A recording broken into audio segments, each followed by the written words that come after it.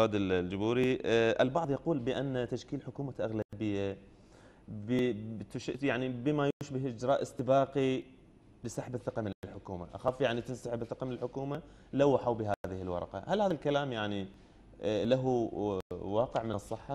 لا، أنا أقول شيء آخر. أنا التلويح هذا إجراء يعني التلويح بتشكيل حكومة أغلبية أو الذهاب لتشكيل حكومة أغلبية هو استباق زمني لهذه النقلة النوعية، لأن الآن احنا حقيقة نعيش مرحلة تحول من نظام دكتاتوري استبدادي طويل المدى عاش العراق تحت ظله عقود من الزمن إلى نظام ديمقراطي جديد. وما بين هذه المرحلة وهذه المرحلة توجد مرحلة بينية في حقيقة الأمر نحن نعيشها الآن. هذه تتطلب تفكيك الأنظمة الاستبدادية، تفكيك المؤسسات الاستبدادية، وفككت هي فعلا، ولكن فككت في المستوى الملموس. ولكن هناك أيضا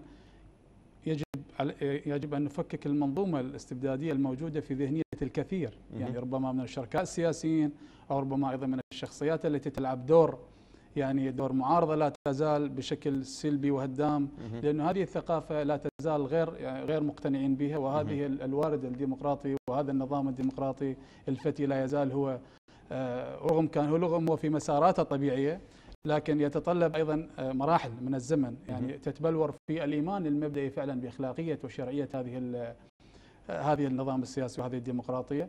ويتطلب أيضا وجود مؤسسات سياسية رصينة. هذا المعارض السياسي أو المشارك السياسي يجب أن ينصهر في بودقة مؤسسة سياسية، حزب سياسي، تيار سياسي فاعل وفاهم معنى العمل السياسي والديمقراطية والتعاطي الإيجابي والتعاطي المدني. وأيضا يتطلب من هذين الفقرتين سالفة الذكر مجتمع مدني يعي الحركة السياسية والتحول الديمقراطي، لأنه نحن يجب أن نفرق بين أن نحن باتجاه التحول الديمقراطي أم باتجاه المرحلة الديمقراطية. أنا أعتقد نحن نسير باتجاه التحول الديمقراطي، وبين هذه الفقرات الثلاثة بحاجة أن تلبس بلباس الثقافة السياسية إجمالا كقوة كنخب سياسية وكقيادات سياسية وكجمهور أيضا.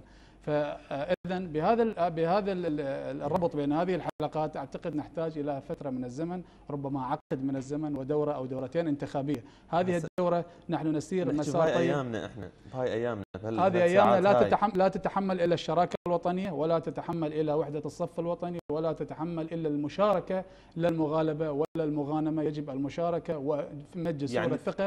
كلتا الفكرتين سحب الثقة وحكومة الأغلبية غير واردة الآن يعني في ذهن البرلمانيين. أنا أعتقد كل برلماني يسعى إلى محبة إلى وطنه ويغلب مصلحة البلد أن لا يفكر بهذا الاتجاه. نعم لديه أوراق ضغط من حقه أن يستخدمها للسياسي، المحاور السياسي، المفاوض السياسي لديه أوراق ضغط يمكن أن يستخدمها في تفاوض مع المقابل، ولكن يجب أن لا تؤثر على المصلحة العليا، المصلحة الوطنية المتعلقة بالأمن والخدمات. جميل.